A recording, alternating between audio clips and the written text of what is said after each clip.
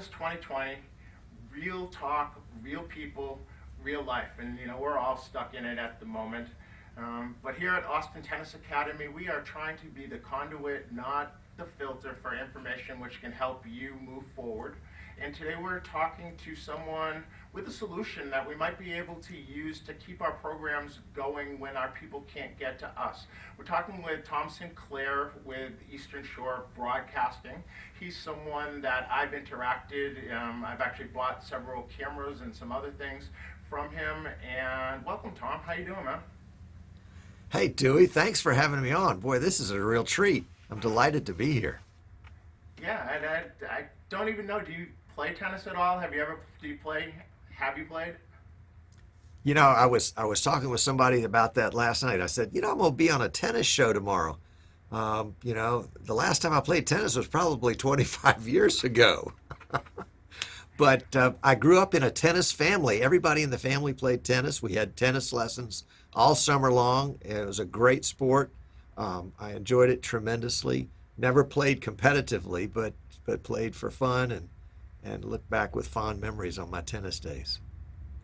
Well, I believe it is going to be one of the sports which takes off when all of this is over. Things like soccer and rugby and things where there's close contact with people.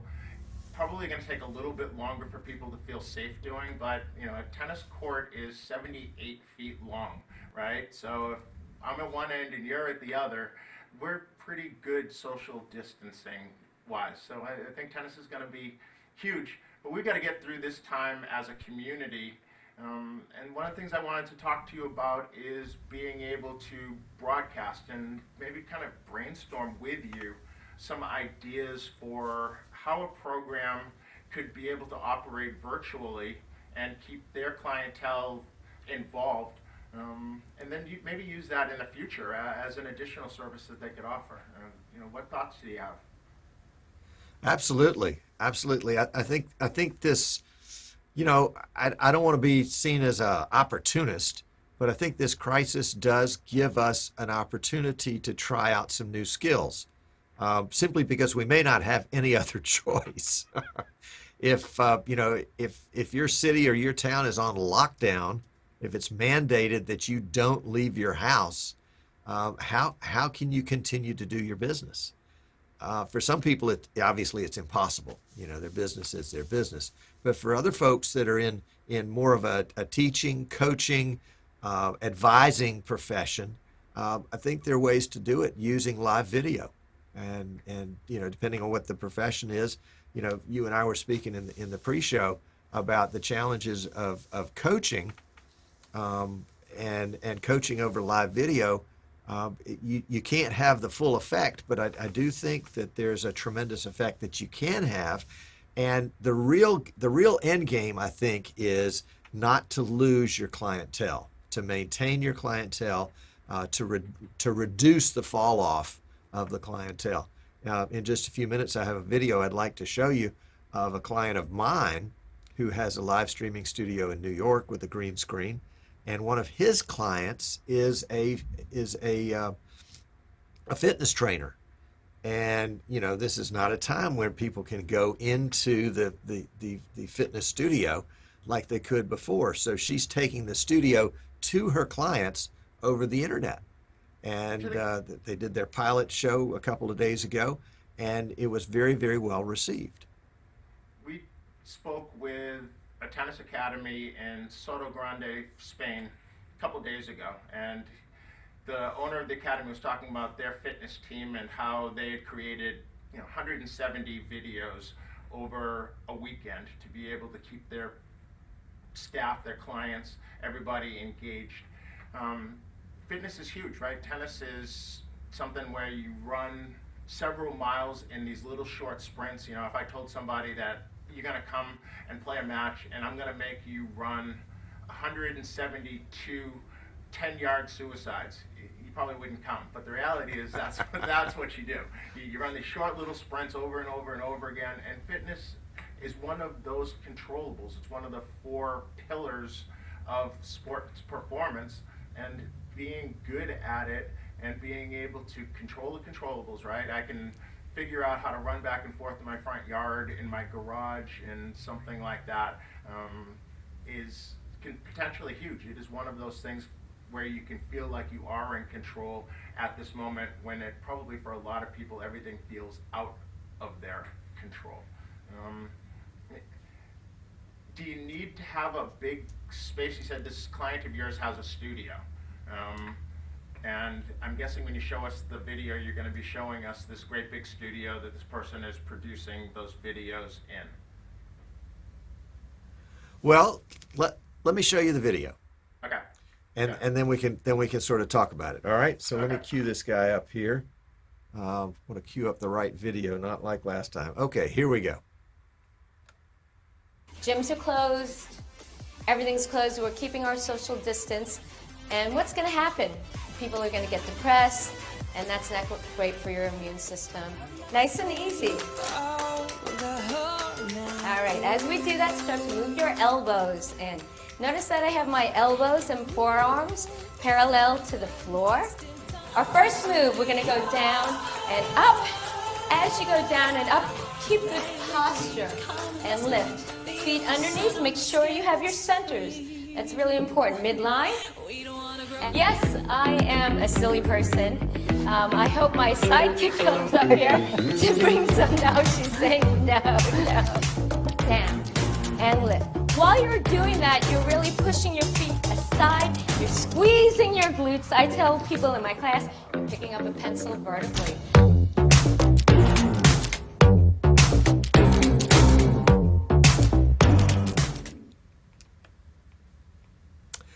And that's the video. The idea that they're working with is to take that live and then to blend in some interaction from their viewers, from their followers. They're taking a Facebook page that has followers on it, and so when they announce that they're going to have a live stream, Facebook will announce to all of those likers of that page, hey, the fitness center's having a live stream. Even if it's going to happen a day from now, it'll announce it then, and then the day of, right before, it'll say, hey, so-and-so is about to go live. And then using one of the softwares that we work with called vMix, you can glean those live comments from Facebook and actually bring them into the broadcast as if it were, and this is just called a lower third right here, but as if it were a lower third. So this person's comment would be right in that area right there, and the person that is doing the show, as you will, has an opportunity to respond to their audience at that point, and to say to them, yes, to answer their questions or to provide comments. And there's something about that engagement between the instructor or the teacher or the show host or whoever it might be and their viewer. When they can engage back and forth, that adds an element to it that you just can't get with television or radio, I guess, unless you do a call-in show, and then maybe you can. But you can also do call-in. You can also do video in. The medium is very flexible, this live streaming thing out there. Yeah, is so we're very doing flexible. right now. That you are in Fairhope, Alabama. You came in through that same software that you're talking about, vMix, that we use, and so you're actually seeing the show controlled really actually from two different places. So when you were full screen and you brought on your lower third, you did that at your end.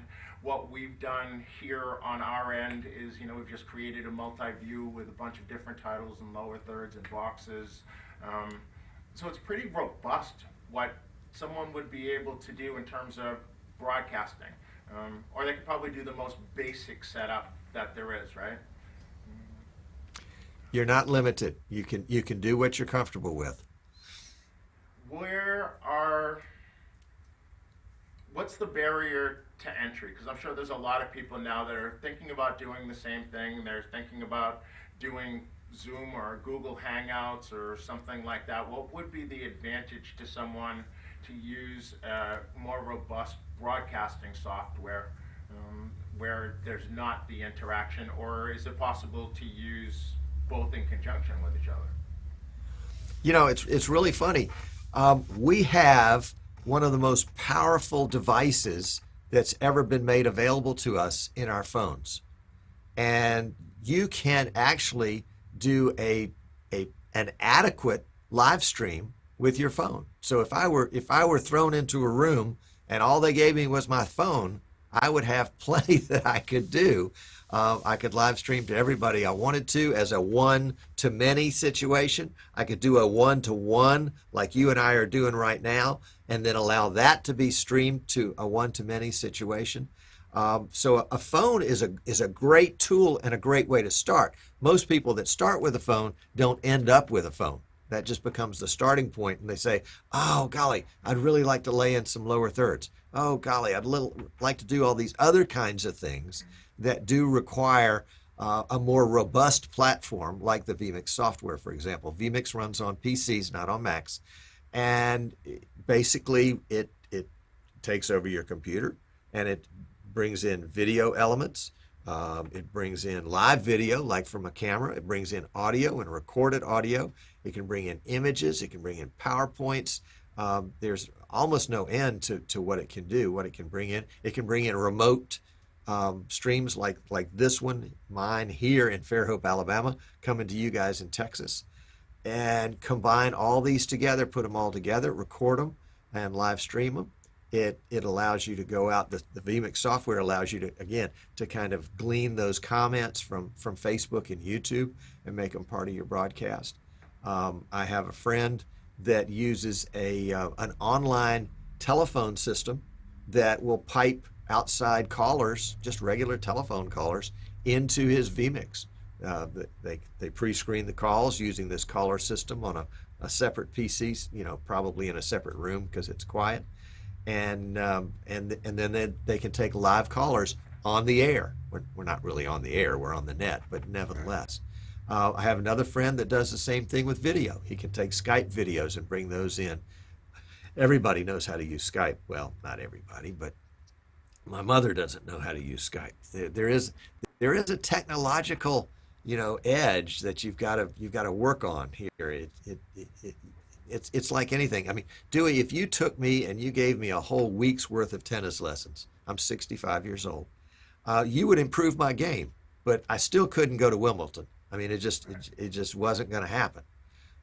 So we have to increase our skills in order to do these kinds of things. We can't stay where we are. I was working with a client this morning on the phone and online, and basically bringing his skills up, because all of a sudden his company is at the point where nobody is having any meetings of any kind. So all their meetings are going online. All their training is going online. And so we had to raise his skill set in order for him to be able to function in this new environment where everything was online and nothing was face to face. How do you pass a note to somebody virtually when you're used to passing a note to them across the table? Those little things, all those we talked about. It was a lot of fun. It was a good session. Shout out to you, Dan, if you're watching. This is a solution that I'm guessing we're probably not the first that have thought about. You have a client that you're already working with virtually to bring their skill set up so that they can operate here more often.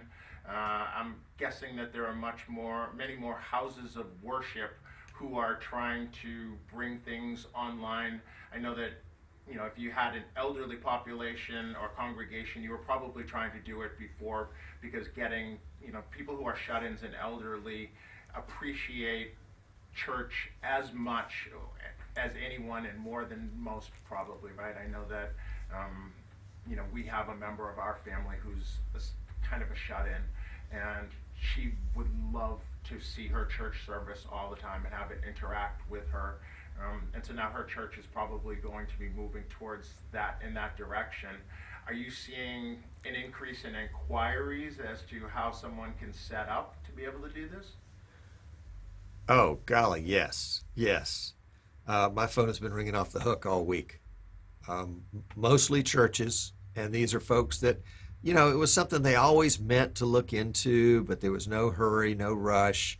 There was probably even a little resistance in the church, because church is a very personal thing. You've chosen a church because it's a place where you want to go to worship, and worship is a very personal thing.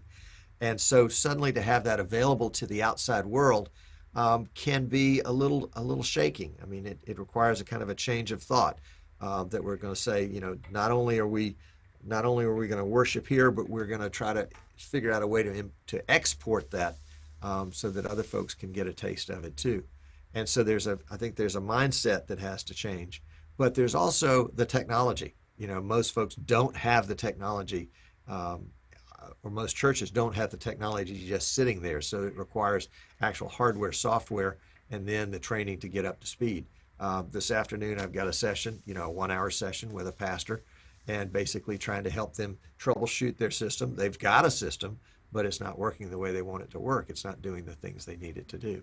So we're going to troubleshoot it with them and help them get back up on their feet. Isn't it amazing? Yeah, I remember reading Dick Tracy comic books, and that, you know, here they were going to have a video watch, and that was such a wild thing. And then when video calls first started, people, oh no, that's never going to work, and you're not going to be able to. And most of us just kind of count on the fact that we can, you know, FaceTime with each other or other means like that. It is, the technology's here if you want to use it. You know, there were two things which kind of came to mind. One is privacy. So you said with church that, well, you know, it's personal, and now we're sharing it with the masses, and that being a concern.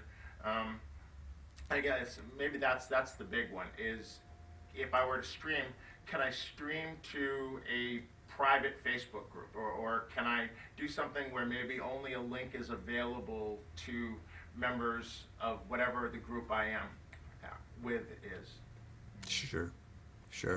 Yeah, there are, you know, probably a dozen ways to do that, whether it's Facebook or YouTube or even a third party entity like a Facebook or a YouTube, typically generically called a CDN, Content Delivery Network, where you would have a subscription or a per day or per megabyte or per person fee that you would pay, and that basically you would send their stream to them, and that they would make the stream available. They would give you a code that you could put on your website so that anybody that came to your website could see the little screen and go to the view. Facebook will allow you to stream to a private, what's called a secret Facebook group. When we do a lot of our training sessions, we'll set them up with Facebook as a secret group, and everybody that's in the training session can join the group, and then we'll post live videos there, as well as that becomes the archive of videos for that group. So there are lots of different ways to do that. It can be made as public as you want, or it can be made as private as you want. So that's something we could do at Austin Tennis Academy. I helped them set up a Vimeo channel, and I know that one of the things through Vimeo is potentially being able to have subscription models, and we've not broached that subject. But is that what you're talking about with a CDN, that you could get a code and it would allow you to see it? Yes, and there's some CDNs that will allow you to do what's called pay-per-view. Everybody knows about pay-per-view from the boxing days from, 25 years ago they were doing pay-per-view.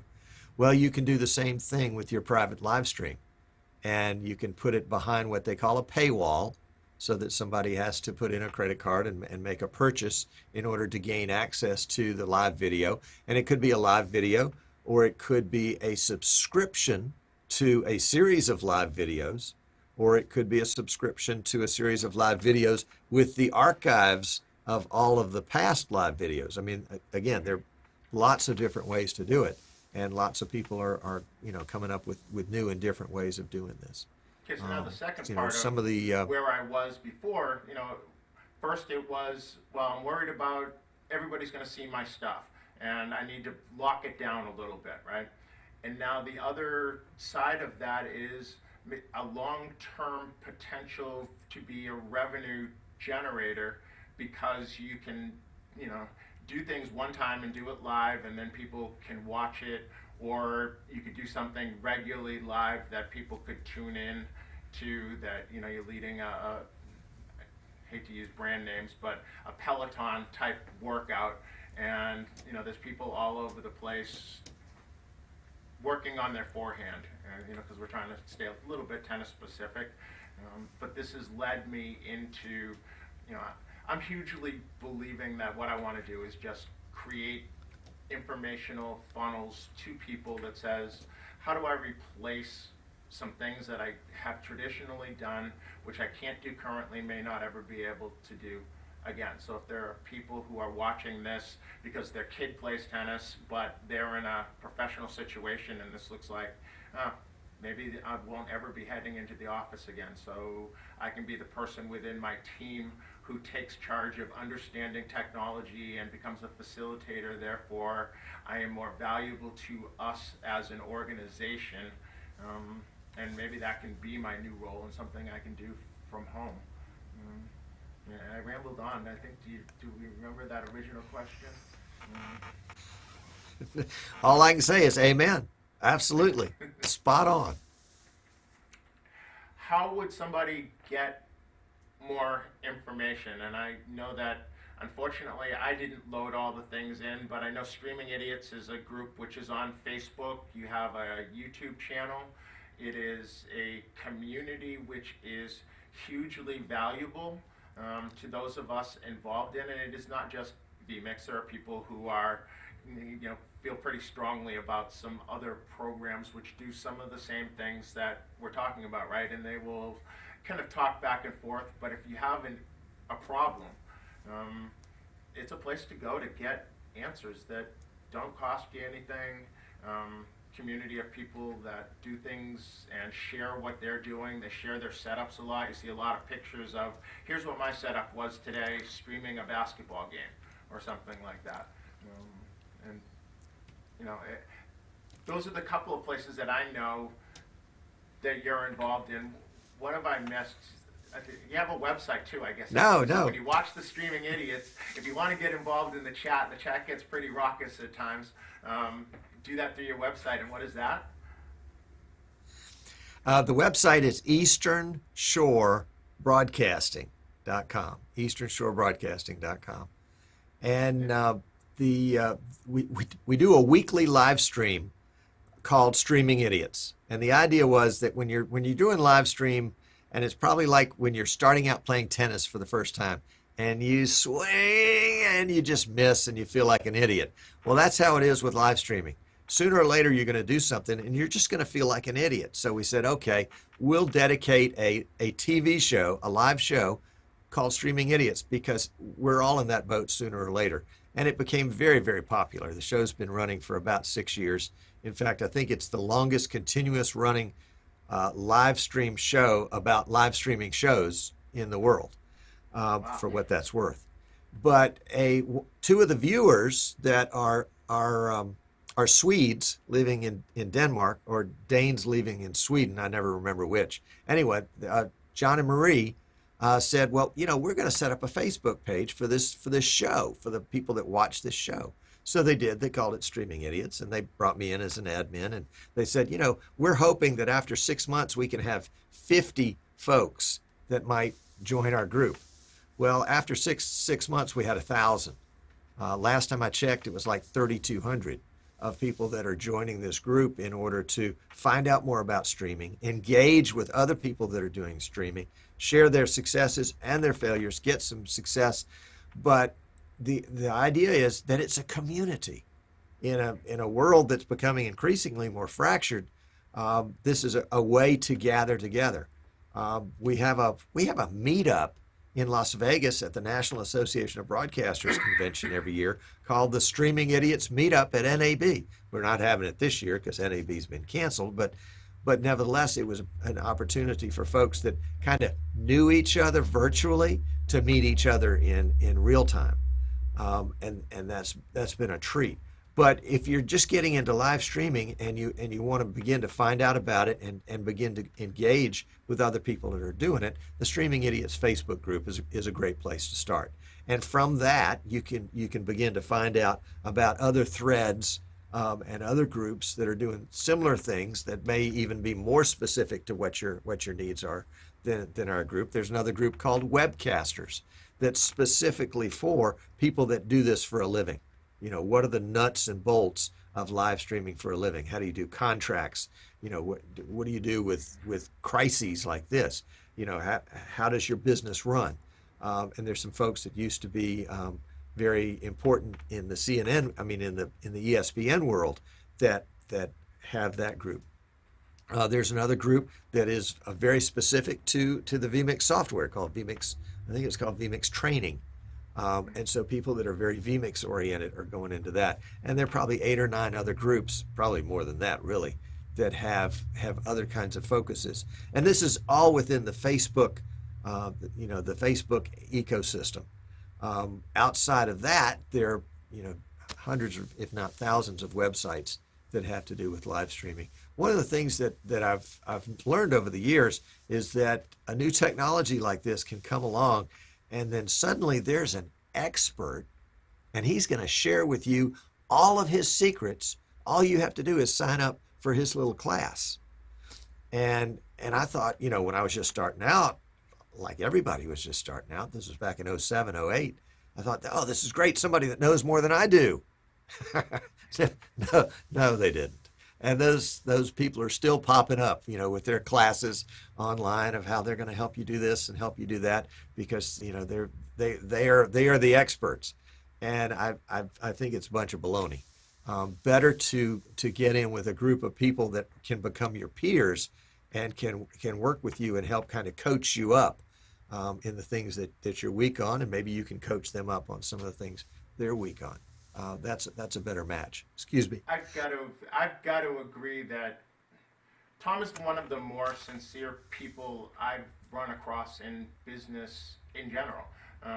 I've done business with Tom.